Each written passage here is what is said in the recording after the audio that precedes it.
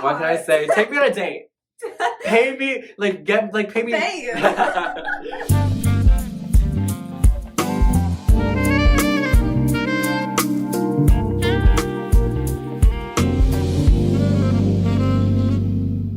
Hey everyone. Hello. Welcome back to Crochet with Gays. I'm Ryan. And I'm Ella. And we're your hosts today. Yeah. And every day. And every day. And every day. Like it's nothing new. We're hosting. We're hostess of the mostest. We're the hostess of Hooters. That's a callback to last episode. Yeah, if you watched So it. real ones. Real ones would know. Yeah. If you don't know, you're not real. You're actually an AI. You're a ghost. You're a ghost. You're just an insipid. Anyways. Okay, anyway. What are we talking about, Ella? We're talking about gay dating. Gay dating. And all of the things that go into that. Platonic friendships, straight people, the stereotypes around gay men and dating and lesbians dating, or queer women dating. Yeah. You want to talk about it? Let's get into it. Let's talk about it.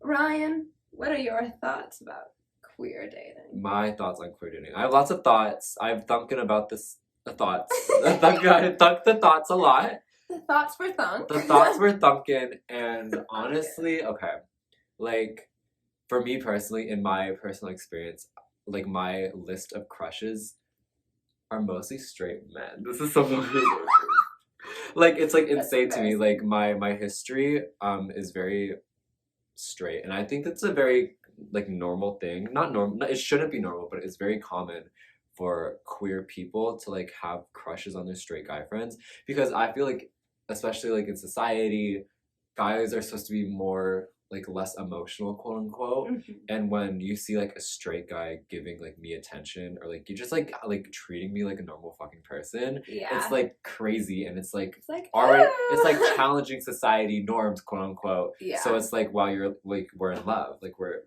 married, we're like literally married, like you defied one society norm, so you're like, we're like together forever. Yeah. Like, yeah. Cause oh yeah, if they're straight and they can be that close with you, yeah, then it's like they must actually be in love with you. Yeah. And the issue with it is that like I have straight guy friends that I actually just don't have crushes on, but like people just assume we're dating, and it like like it's like literally insane. Like I've had crushes on straight guys, and there's like straight guys that I actually can like differentiate as just friends, mm-hmm. and the ones I think of as just friends are also the ones that like everyone thinks that we're gonna date. Yeah. And it's like shut up. It's like, no. Like shut up. Like know your I don't place. know. I don't know. I just think I think there's like blurred lines when it comes to like just like friendships or relationships with gay guys and straight guys, and like and like no one really knows like where to walk on that line. Yeah, there is definitely a line. And you know what? There's also a blurred line. Where's the blurred line, Ella? You know where the other blurred line is? Let's hear about it. Queer friendships. Queer friendships. With two queer people. Oh, yeah. Will they, won't they? Will they, won't they? That's the question. That is the real question. And it's very much so like, it's really hard in my experience, when I'm friends with another queer person, to know whether or not, like, I think they're an awesome person in a very platonic way, or mm-hmm. if I, like, actually like them in a more of a romantic way.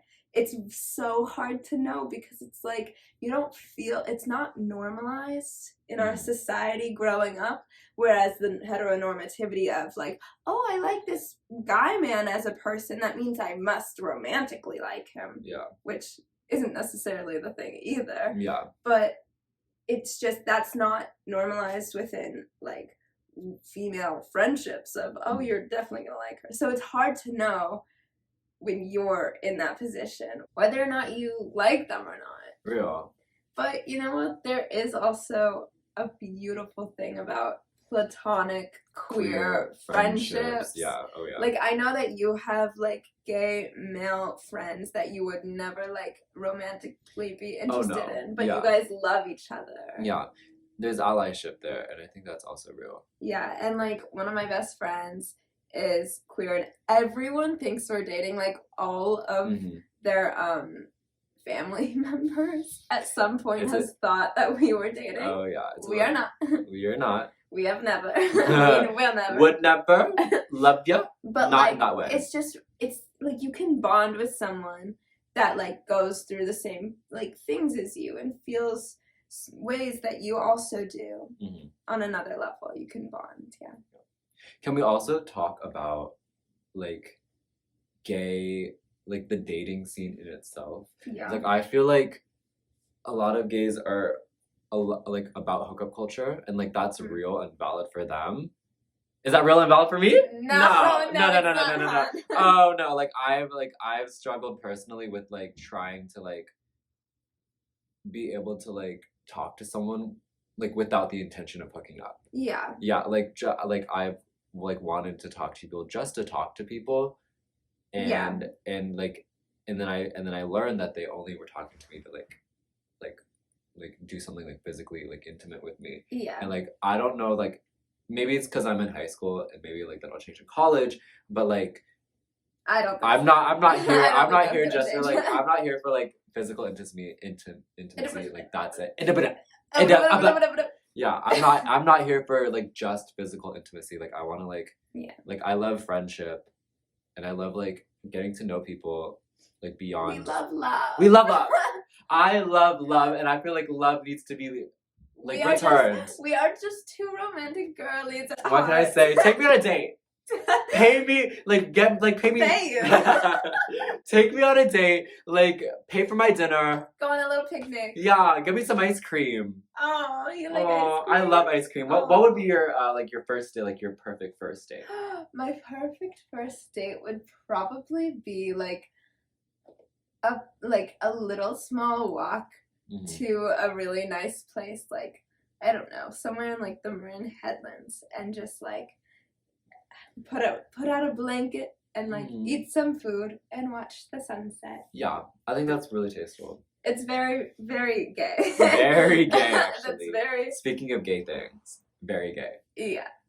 I think my like picture perfect first date would probably be like a game of some sort. Like maybe like not like an escape room, but like definitely That'd be something scary. that'd be a lot for a first date. Like anxiety provoking. But definitely like maybe like I mean like I think I do better in like group settings and like one-on-one. So like maybe like a group date, like laser tag. On a first date? Yeah, no, I think honestly, I think like a laser tag, like 2v2, like you and your partner versus like another partner, and like having a fun little ball, maybe an arcade. Actually, no, I take that back. Yeah, arcade. Yeah, like me, my ideal first date would be like arcade and dinner. You're such an arcade girly. Yeah. Like you're giving the vibe. Come on. like me the little claw, like ooh, let me get, and then they win me a stuffed animal. Except they don't win because they're rigged because of capitalism. None of us are winning in this situation, but like I'm winning personally. What's your love language? Okay. I've thought long and hard about this. I am mainly quality time. Real. I like to give gifts a lot. Not necessarily receive them. I love gift giving, but to receive, I like to receive quality time, and I like to receive physical touch. That's so I love cool. a good hug. I love a hug for you, honestly. What is yours? I'm a really shallow person. Mine is positive affirmation. Just tell me I'm pretty. You're so good. Thank you so much. You're welcome. No, I'm definitely like just tell me I'm pretty, tell me you love me. And like that's all I really I need to be validated, I feel like. And I feel like the best type of validation comes from like just like reassurance. Yeah. Yeah. Oh honey, you're validated. Oh honey, right here. Oh, we're validated. Oh, you're validated. Like my parking. Oh my god! You like that one? I liked that one. Anyway. Moving on. I mean, my first dating experience, or not, I mean, I've never actually been, like, in a relationship. I've had, like, situationships, you could say. And, like, my most recent one, at least, was, like, we met through mutual friends. Like, our friends kind of, like, put us on together. And honestly, I think, like, especially in the gay community, it's a little hard because like a lot of like the out and proud queer people now that you know are queer, and that like they're usually bottoms And I don't know if we want to talk about like top or bottom like that. Like we don't need to get into that. But, like we don't need to, but like we should address it at least like, a little bit addressed. because like Elephant in the room. the elephant in the room, top and bottom. Yeah. Like I think like it's so hard like as queer people to like, or as gay guys at least, to like find like someone that like isn't like, if I'm a bottom, like it's so hard to find a top, and if I'm a top, it's so hard to find like a bottom that like all, but like also like have like some sort of connection with. Yeah, there's a lot of layers to it. Yeah, there's like you have to like puzzle piece this shit together. Yeah. And it's like really annoying to like try to figure out. Yeah. Yeah. As teenagers, we have not. Yeah, I know, and like we haven't like we quite literally aren't even in college yet, and I'm struggling with this. Like, come on. Like literally just like, sit down. Yeah. But anyway. What was your experience? Oh, my experience was that like we went on a few dates. I paid for everything. Let's address that facts. Let's address that. I did pay for everything. God, but like, okay, what is your I know, right? What is your opinion on like if you ask like, hey, do you want to hang out? Then you should be paying, I think. I think that I like to pay for my own stuff, and I think they should pay for their own stuff, and I don't think we should pay unless you want to have like a specific like romantic thing, like I'll buy you this. But I don't think it should be one person to pay for a whole date. I mean, yeah, I just think that like if you're asking me like, hey, do you want to like hang out this Saturday or whatever, I'm like low key expecting you to pay, which is like, okay, well, good thing we aren't dating. Yeah, I know. Good thing we'll never be going. No, but like, which is I'm not paying for you. But like that's the reason, is that's the whole thing, is that like I asked my situationship, like, do you want to hang out this Saturday? And he said, yeah. So obviously I paid. I mean, I drove. Let's address this. I drove with my gas money. I paid for our in and outs, which was painful. We got boba afterwards, and I also had to refill my gas tank during the day, like while he was in the car, which I think was kind of fun.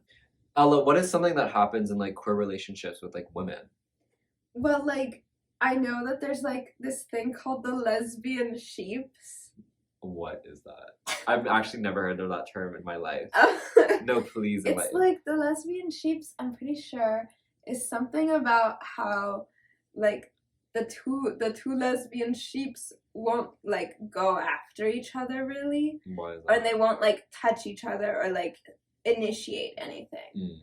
And I feel like that's something that like a lot of people can relate to, at least teenagers. I feel like a lot of teenagers can relate to that, like especially in queer relationships. Like, gotcha. It's hard to know who's the initiator, like who's gonna take charge in this moment. Ella, are you the initiating type? No. I didn't think I was until I was put in a position where I had to. You had to. No, yeah, like if I have to, I will, but like would I prefer to? No. No. Oh no. Oh, not at all. No, but like I was put in a position where I had to initiate, and I initiated, and I did my job as the initiator. Yes, you did. Yeah. Yeah, I did too. We're both not supposed to be initiators yet. Here we are. Here we are initiating. Initiating this podcast. Initiating. We are trailblazers. We are frontiers. Survivor. I'm not going to give up. Can we address the other elephant in the room? Yeah. Our hairs. Mainly his hair. But our hairs. It's a we.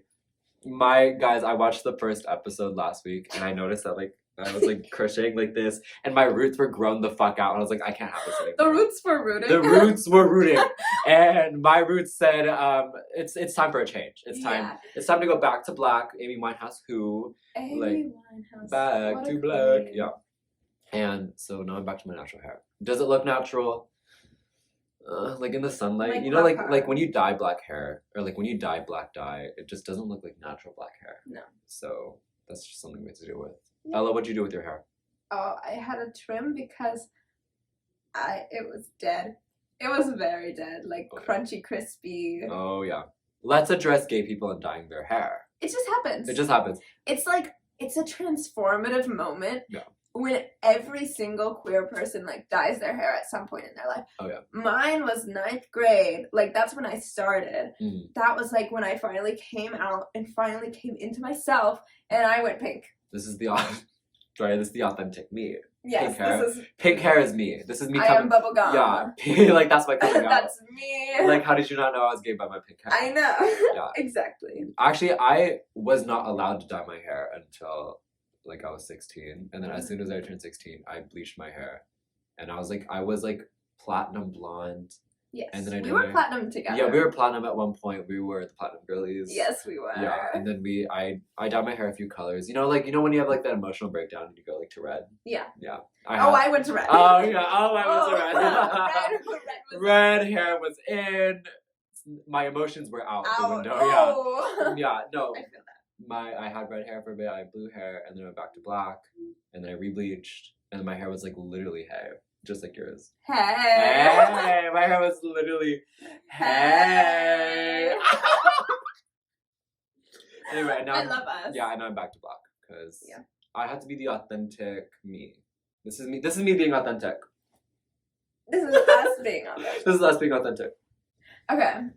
Okay. I feel content. Yeah, I feel content with that too. We are content. Content. And this is your content.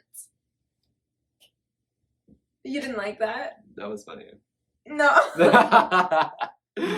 You can't say that was funny if you didn't laugh. That was really funny.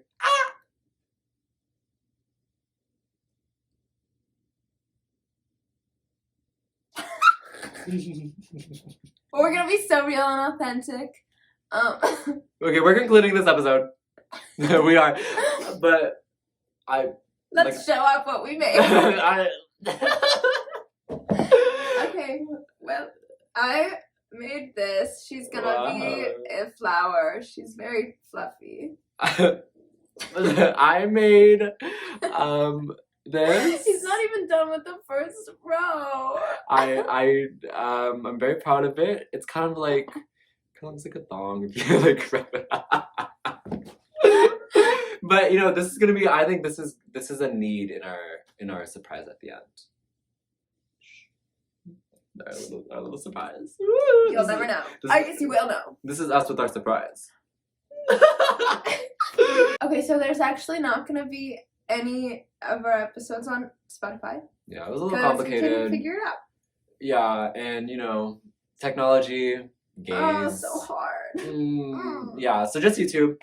Yeah. Hope you guys enjoy us. Subscribe, like, comment, share, do all the things. Yes, do everything on Earth. Ever. Everything on Earth ever. Yes. Okay. TGYL. Mwah.